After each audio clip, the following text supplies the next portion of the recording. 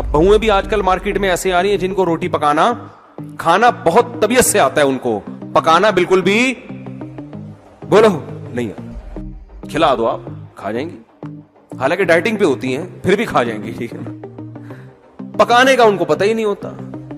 अब जब ससुराल में गई तो चलो तुम भी कभी पका दो, खुद भी पका दो, हमेशा तो होटल से नहीं आएगा, तो पकी नहीं रही। एक्चुअली फिर उसमें शो भी एक्चुअली असल में हम लोग तो पिज्जा और बर्गर और एक्चुअली वैसे मुझे रोटी तो बनती ही नहीं है, मुझे तो उर्दू आती ही नहीं है।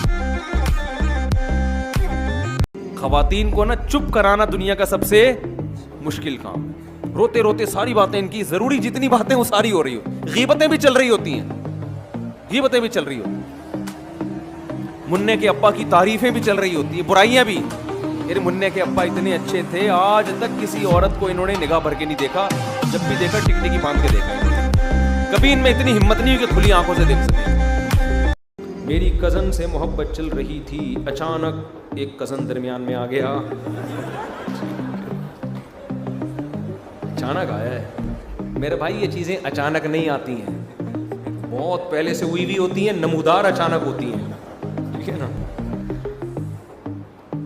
और उसने और इसकी उससे शादी हो गई, 30 साल बाद वो बेवा हो गई। अब हम शादी करना चाहते हैं लेकिन मुआशरा इजाज़त नहीं देता।